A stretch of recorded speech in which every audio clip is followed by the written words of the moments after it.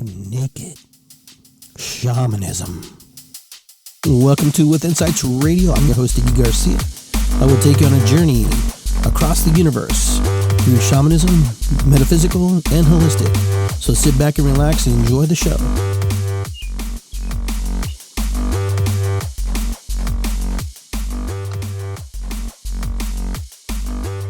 What's up, everybody? As I clear my throat, I want to welcome everybody to Iggy Garcia Live. I hope you can stick around here with me for a little bit as we talk about stuff. So I want to give thanks and put out to the universe for giving me this opportunity to be able to share with you my feelings and emotions and things that are going on in my spirit, my soul. And I hope you get something out of it. I hope something you are able to take with you on this journey that you are walking, like we all are. And so, if you wonder what I've been up to, I've been doing a lot of self-reflection, so a lot of work on myself, which is a good thing. I think it's very important for people who are in this work that we do, this holistic or metaphysical work, or any kind of work period that deals with interaction with other people, or human beings, other humans, men, women, whatever you're connected with, whatever you're associated with, whatever you connect with. I think it's very vital and very important to constantly working on self-development, self-growth, and creating mastermind groups with living people or people who are deceased. It doesn't mean people masterminds just don't stop because they're no longer with us. Some of the great leaders in time have written books, have left recordings and audios and film. My mother-in-law is in her room. She's doing her Bible study, and so her mastermind is stay in contact with Creator in that way. So it never changes, it never gets old. But I've been here and I've been working through my garden, just doing and growing things. I bought some slender mountain mint. This is a plant from Ohio, I guess. Native. It's a tea plant. It's a native tea plant. I'm going to start growing that. And then I also have this, cattail sage. And then this is a cactus. I guess it has blue cattails, if I'm not mistaken. So I'm going to have to grow these here because I've been putting them off too long. And I have my ceremonial white sage that's growing. I've got, my strawberries, my tomatoes. Everything's in pots because the rabbits here are crazy. I actually closed off, excuse me, and fenced off with chicken wire my corn and baby tomatoes and sage because they like to eat them. And when they're doing what rabbits do, right? They eat, they populate and eat. They just keep doing their thing. So you probably saw my title there. Those of you who popped in real quick about are you a superhero or are you a supervillain, or do you pop between the two categories? It's a very fascinating topic because when you think about it, I find it very fascinating. And we're going to go into a little bit of we're going to go into a little Comic-Con modes here tonight than we probably have. For most of you don't know, I used to be an avid comic book collector. I used to collect comics a lot and very connected and went to do things, But I have a lot of comics, and these comics that I would buy were very significant to the feeling and the spiritual connection that I had with them and the characters and the life they were living and the way they were approaching life and how they were winning life or losing in life. It wasn't always pretty like in the movies. They try to make things, hi Patty, how are you? And so it's not like everything's etched in stone. Like you're the hero, so you're going to win. You're the hero, so you're going to survive. No, I think stories like that are false, and I think those kind of stories actually create a false sense of security sometimes for people. Yeah, we would like to see our heroes win. We would like to see our heroes succeed because it's important to us, right? Because if they succeed, we succeed. So they're a role model. But then you go on the other side of the coin. You have your supervillains, and I call them supervillains because they deserve to be called supervillains. If they're called superheroes, they have to be supervillains. They're not like villain. You know, in order to fight a superhero, you have to be a supervillain. So supervillains are people who generally, in some aspect or another, have been shunned by society in one fashion, or weren't able to share, feel, express their feelings or emotions about life, and so they lashed out. They become the alter ego of themselves, and they create that self. And it's no different than superheroes, right? Because you have Superman, that's Clark Kent. Clark Kent is Superman. They're the same people. He wears glasses, and still nobody can tell who it is.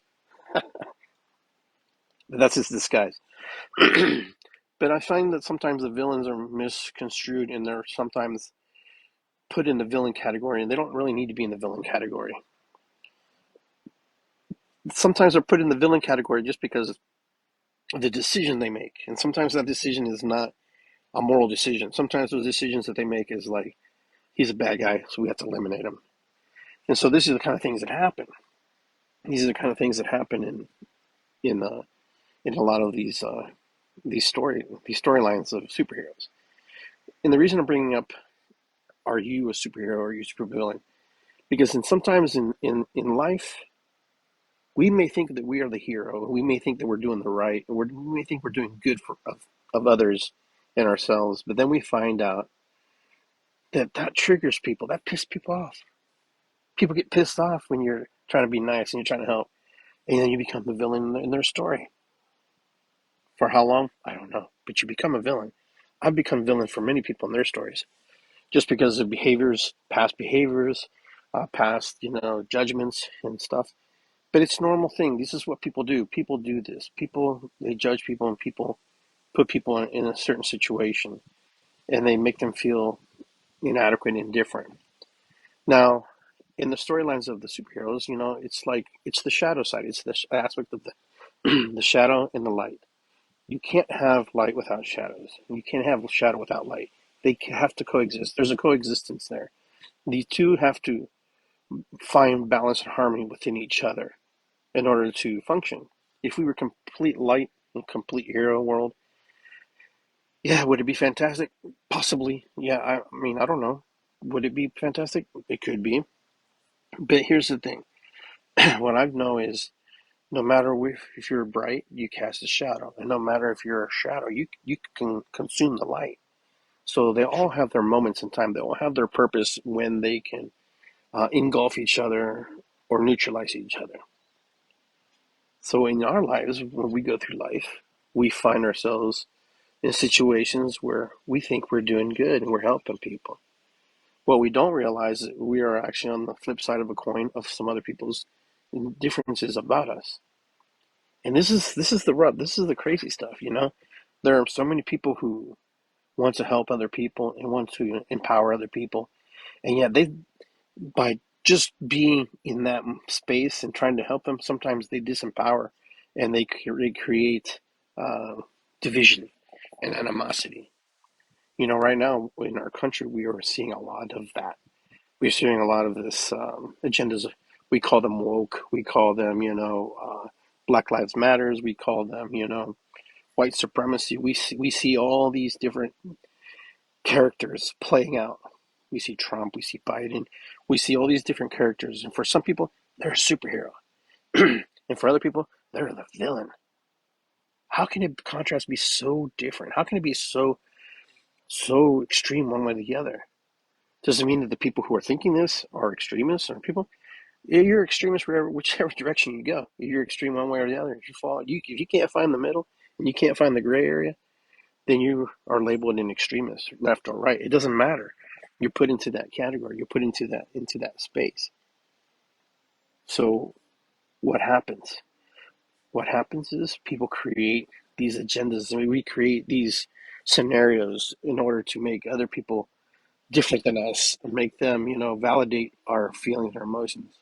How can we be so different and so torn apart? It depends on what you consider to be moral, whatever you consider to be valuable, whatever you consider to be the high ground versus the low ground. Some people are just different, want to be different and contrary because they can be, not because they want to be, because they can.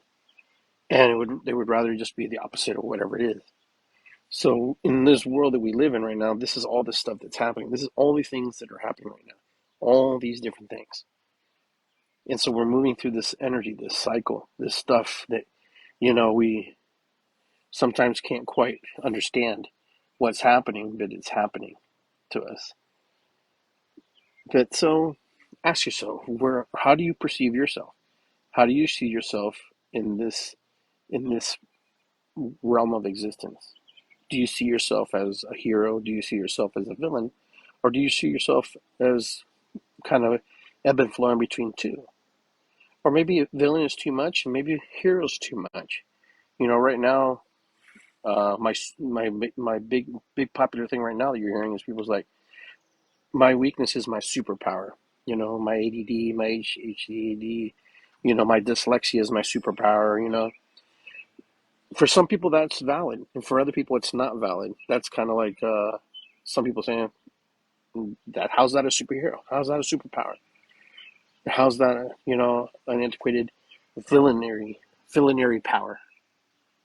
The struggle, the fight, the battle, that you have to go through as you are moving through this energy, because it is energy that we create. Now, I'm not here to judge or put judgment on these things that people create and label and stuff. I'm just here to bring it to awareness and to, find that middle, how we can be, different. So for those of you who understand what I'm talking about here, we'll talk about we'll talk about Jedi's from Star Wars. We'll talk about that kind of stuff, okay? Ahsoka was a character who was actually Anakin Skywalker's Padawan at one time. And she actually left the Jedi Order because she saw the hypocrisy in the Jedi Order and the things that they were doing and how they approached things. And her decision to leave was more about her spiritual calling in her heart and her spirit. She already had the Force. She already knew how to use it and wield it when she was this little baby. And so here's the thing. You have these other characters who trying to show her and teach her and possibly, not necessarily, but maybe manipulate her in teaching her wrong, the good to defeat the wrong, right? And then you have your Sith Lords, you have all these other group of people who are just completely the opposite of the light. They see themselves as value. They see themselves as order. They see themselves as controlling chaos where there's chaos and put everything in regimented order, in constructive order. And that everybody's equal and everybody gets this and everybody gets that. And that nobody, has this freedom. They just flop around and do whatever they want. So that's kind of how that is. So she leaves the order. She leaves the order because, she finds that, both sides have some validity to it. And then that's just where the grays come in. The gray Jedis, the gray people, the people who can see the left, people can see the right, and be able to move that energy and move through that energy and try to understand and find common ground in it, and also find structure in it and to help see things differently that maybe the others haven't seen. Because sometimes we have to be shown things in order to learn from our mistakes and the things that we go through. And so as we move through the energies right now in this world, we're going through a whole change and a whole uh, evolution of creation ideas and stuff. We're flexing muscles here and there. We're trying to test the waters. We're trying to test and see what we can do, how we're going to do, what we're going to do, who we can push, who we can muscle. And so, every aspect in every corner, you can take this concept and put it anywhere. You can put it on the US, you can put it on Russia, you can put it on Ukraine, you can put it anywhere and make anybody the hero or the villain. And as we create these manifestations and these creations, it becomes very powerful. It becomes very powerful energy. So when we're thinking about us individually, as we move through life, we can also become, empowered in ourselves and how we work with others, help others, and do things with others. And also, we can also be perceived as villains by not participating, by not helping, and not by incorporating, and not by citing, and not being involved with things or helping out with things that would help humanity. But it's a choice. Regardless, it's a choice, right? It doesn't matter. Even in the end, no matter what, it's still a choice. You have to make a decision. And your decisions are your decisions. Your decisions are whatever you want to make it, because no one can really control how you feel, what you're feeling, what you're doing, because you are an individual sentient being on this planet, and you have purpose, and you are creating and you're manifesting. I mean, even in the smallest corners of your life. And there are other sentient beings on this planet. They're creating these amazing characteristics and these amazing worlds for us, by us empowering them and giving them the permission to do it. It's not always permission, but you know what? A lot of times when we can't have our voice heard, people override us. People move through that. And so, are these people heroes, or are these people villains? Or are they both? Or are they the quasi villain? Are they the villain, or are they the quasi superhero? You know, they're the superhero. They're the things that people should be eradicated if they're not good. There are superheroes like that. And then there are superheroes like Superman who won't take a life ever, except he took a life in one of the last movies because he knew if he didn't, it would be total chaos. But his decision also affected him later on in the series. You know, later on he paid an ultimate price too. So, you know, these are the things that we do. When we're a hero, it feels good. When we're a perceived villain, it doesn't feel good.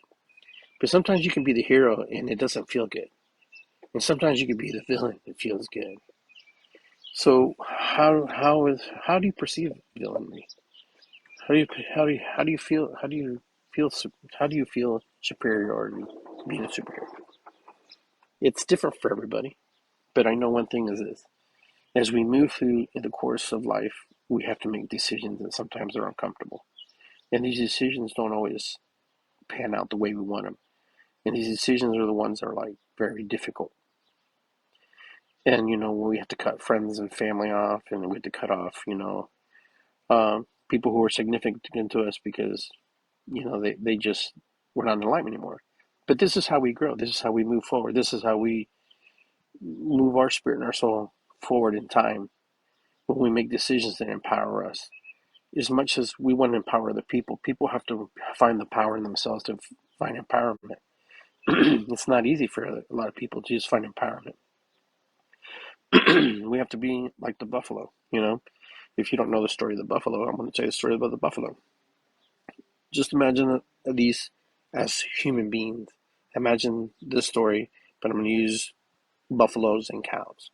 So one day, the buffaloes, or bison, whatever you want to call them, and the cows were all grazing on this prairie lands. And, you know, way in the distance, there was a huge storm coming. And, you know, and the buffalo saw the storm coming. And so the buffalo, you know, he was waiting and waiting, you know, no rush. But eventually that storm was getting closer and closer, so the buffalo begins to run towards the storm. I mean, like hightails it. He starts moving into it. Okay. And as the cows freaked out, the cows are just like, what the heck is that? So they saw the lightning, and they heard the thunder, and they saw the rain and the water flowing through. They ran the opposite direction, like most people would do, right? Most of us would just run. And most people don't run into the storm, but sometimes we get pushed into the storm. We have to meet the storm. So the buffaloes are running towards the storm. And of course, they're getting pelted by hail, they're getting pelted by rain, they're getting the lightning, the storm. And you know what? They're exhausted, they're trekking through. And, but they're still pushing through, and they're pushing through. And, they have a goal, and they're going to pass the storm.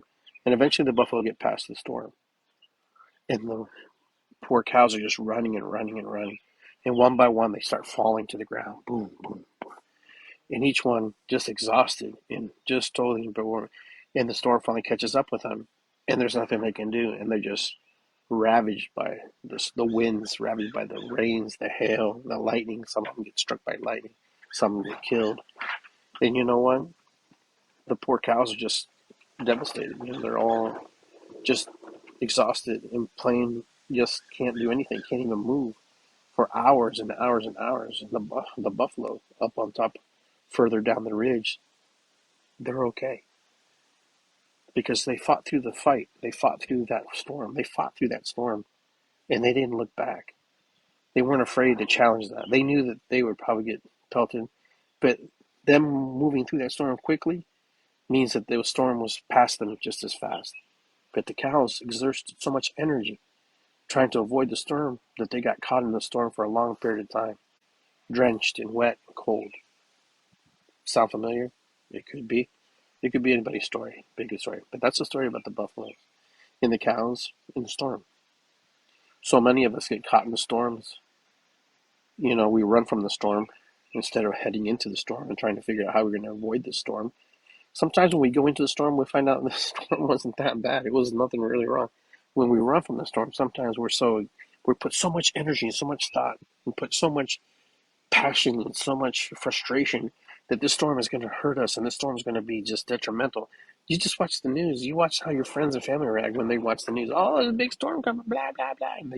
And all the energy they expend, all the energy that they just totally expel trying to, move through this stuff. It's crazy. Let's see if we can scroll down here. Let's see what we got here. So, that's kind of how humanity is. Humanity's like that. Sometimes we just expel so much energy in things that we don't even put energy into, but we do it because it's just human nature to some degree. And it's learned behavior too. We watch, our learned behavior. So we got to remember, do we come from a family of heroes? Do we come from a family of villains? Do we come from a family of, quasi superheroes, quasi villains? Because, are we like kind of like the Punisher? We have no superpowers. Or Batman, we have no superpowers, but we have all the gadgets, and we're able to, use them in order to help ourselves and our agendas. So, being a superhero is not a bad thing. Being a villain is not a bad thing because sometimes we have to play what devil's advocate. Like we said, we have to play devil's advocate. Let me tell you a story, and let me push it out, so maybe we'll get a better view of what we're working with. But anyhow, besides the point. So there's sometimes where we're working and helping our family members, and we're doing all the right things and according to our feelings and our emotions and what other people have told us. And then a family member comes in and says, "What are you doing? Oh, you're terrible, blah, blah, blah." Could it be that that family member is just triggered because they didn't put enough effort into the caretaking of someone's needs, the caretaking of themselves or others when they should have? Instead, they just kind of rode the wave and just kind of came in at the last minute and tried to, play cleanup. But either way. So how do we move into the directions we want? How do we know? How do we understand? The best dialogue is with ourselves. One of the best dialogues is to talk to ourselves and communicate with ourselves and have communication and writing down things about our thoughts and things that happen. Where we have to be careful is when we share our thoughts in our communication about what we had conversation with others, family, friends, because what happens is we're asking them, we should always ask them how they feel versus what they think. Because a thinking process is different than a feeling process. What do you feel about what I said? Well, then that means you have to put emotion to it. But when you ask somebody to think about it, they have to actually give you an answer according to thought processes of filtered information they have in their brain that has to move through.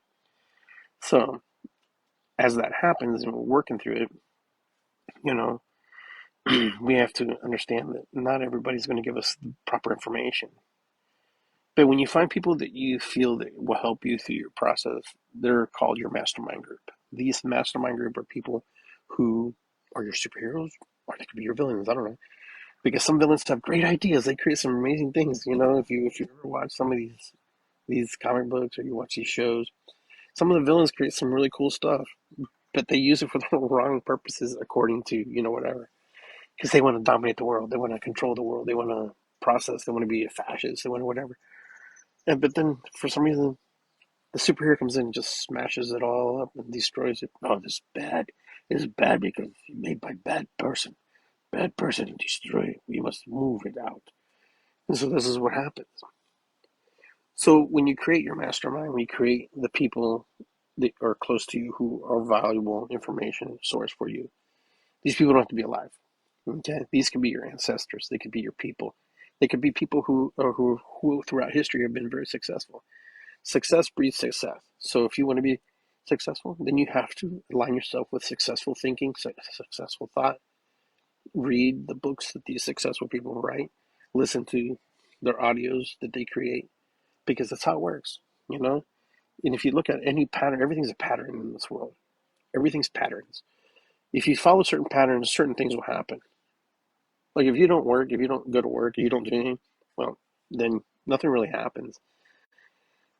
I mean, in the sense of you don't get the things you truly want, and sometimes you may not eat, you know. But if you kind of follow a pattern, you know, a good pattern for yourself to move energetically through life, then you can find things that will help you move into that direction. It helps you navigate and helps you get to the places you need to be. And by creating these masterminds, you can create masterminds with all kinds of amazing people who are no longer here, because they have left, like I said, they have left books, audios, videos. You know, they are still in contact. They've created artificial intelligence with people's thoughts and conscious information, not true conscious, but information. So there's a lot we can do. So I encourage you to create a mastermind group. It could be all, you know, Nikolai Tesla if you want, you know. It could be, you know, Michael Jordan, you know, it could be whoever you want. People that you find will help you to gain success into that category, into that venue that you need to go or where you want to be. You know, and the thing is, don't let people don't let people just sidetrack you, because when you start sharing information, oh yeah, my mastermind group is blah blah blah. Oh, why you want Hillary? That guy was a racist, and that guy was this. Well, this guy was that. You know, you hear a lot of people like that. People are very sometimes don't know that they're hurting other people by, you know, doing, because see, you can take that same information that somebody created and you can twist it and change it and manifest it and make it into a better thing, because it was bad because they were used for the purposes of not to be necessarily good. You can change that. You can manifest that, recreate that, retransmute that energy, because energy, everything's energy. It just retransmuted and rechanged. So never get hung up on things, because some things are very valuable. There's nuggets in every part of history, in every part of the world, in every part of everything. It doesn't matter if it's good or bad. There's always pieces of nuggets. Pieces of nuggets are like, bad is, this is what happens when you do things that do not help humanity, you know. And this is the things that will happen if we help humanity. These are pieces of nuggets. There's nuggets in everything. There's nuggets of truth and gold in anything. When you're looking for the right pieces, when you're looking for the right parts. The part is, we shun things off and turn things off because we think there's no value in something that was created by somebody who was no good. You know, there's a lot of good sometimes to learn from something that's not good, not to do it again and to avoid it, to just keep away from it. But when we try to cover it and try to bury it and act like it doesn't exist, that doesn't help anybody. Doesn't help anybody. Doesn't help me, doesn't help you. We constantly have to be evolving, constantly have to be moving and trekking forward, moving to that space and that energy, you know, to do what we need to do, what's best for all of us. So, you know, superhero, villain, you know, I mean, we all play these parts. We all play all these different characters sometimes, and sometimes it's comfortable and sometimes it's not comfortable. Uncomfortable, comfortable, depending on the situation. You know, I remember a couple times I had to play the villain. I had to play the guy who was kind of hardball, you know, because if I didn't, it would have been a bad situation. It would have been bad. But was I perceived as a superhero in that moment? Not necessarily. And I wasn't looking for validation to be a superhero or a villain. It was just something I had to do in that moment to save, you know, myself and others who were in the process. But I'm going to tell you, not everybody on this planet is here to do good. Not everybody here is to do bad. There are people here who are destined to help others succeed and do better, and there are other people who are just here to create total chaos. And they may not even know why they're doing it, why it's happening, but it's there. And be aware and know that there are people out there who do not have your best interest, don't have humanity's best interest, because that's not what they're looking for. That's not their goal. That's not their plan. So these are ones we would call supervillains. Their whole plan is to help their agenda and their cause and to get where they need to be and what they have to do with their lives and the people that they are accountable to.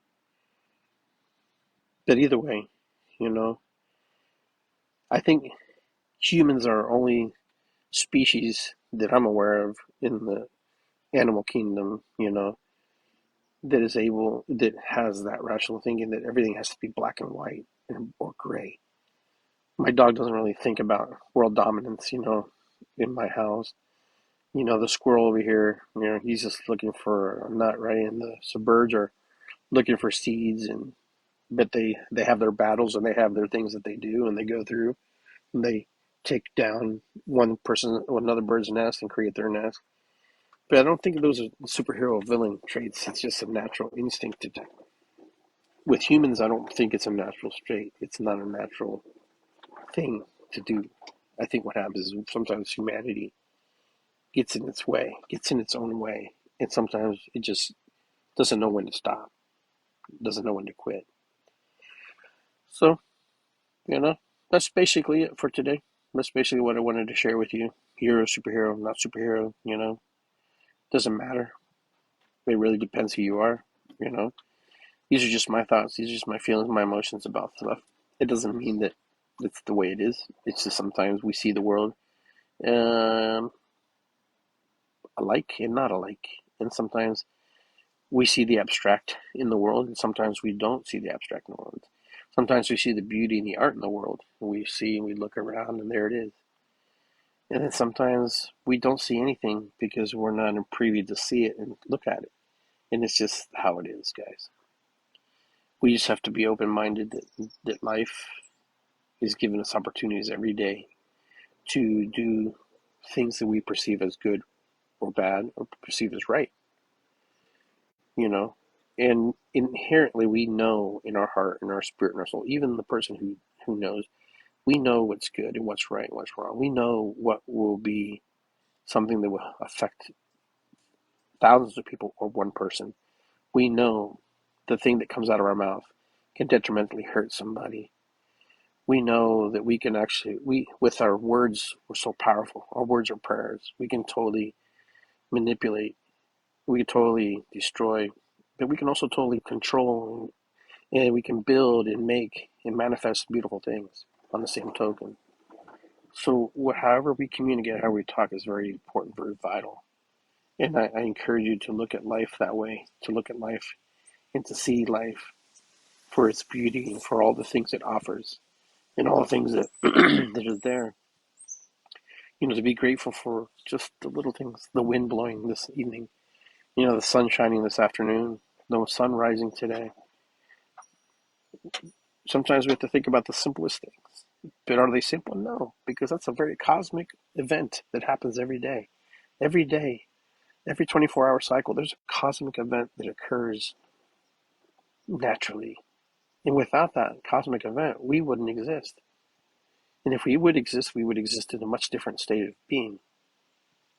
Think about the sun does its cycle, comes up the east, sets in the west. And this happens all the time. Sunshine, no sunshine, cloudy, no cloudy. The villain, the superheroes of life. Sometimes the sun can be detrimental to our health. It can be hot and cause forest fires. Perceived as a villain at the time because it's so hot. Sometimes the moon can cause tidal waves and tsunamis, and earthquakes can cause tsunamis. So, but just the sheer power of Mother Earth is very valuable, very important. And to give thanks to her, and thank her, and thank Creator, thank the Creator for all these gifts that we have. Every day I can come here and sit on my porch, drink my iced coffee, enjoy one more day of life, one more moment in time, one more 24-hour period, for me to express, manifest, and share with the world things and thoughts of my mind, the mind of Iggy, right? My shorts that I do, the short little minds of Iggy's. This is valuable stuff, you know, valuable stuff. I take my hands for granted, and then I don't have my hands. I don't know, most of you don't know that, but my hands are going through some really weird times right now. They're I have a lot of trigger finger on my thumb and these two fingers, and then here in my hands are really sensitive right now. Could have been from drumming, could have been from all those years of twerking, the wrenches and the screws and the pliers and the stuff working on the properties, the blowers, the the hedge trimmers, the weed whackers.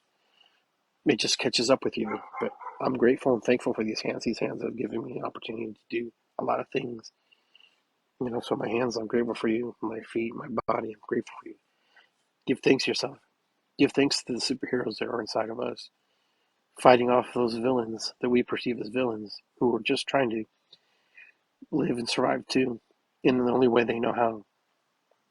But our superheroes inside of our body, our white blood cells and all the different, systems that flow through our body, those are our heroes. We have to be thankful for them. We have to help them by eating properly, by drinking so much water, just taking care of our vessel. Our vessel is connected to our spirit. Our spirit's connected to our vessel.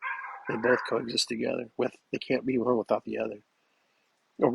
Once the spirit is gone, the soul is gone. It's just a cicada shell in the ground. We're just like the cicada. We just move into an energetic form. So that's it, guys. I want to say, thank you very much for being here with me, and it's good to be here. Yirisikwi, Patakuyas, and Aho, and all the things that come with that. Just giving thanks to all the little aspects of life that sometimes we take for granted. So sometimes think about the person who's at the drive-through window who's struggling, or doing really well, and saying thank you, even when they mess up your order.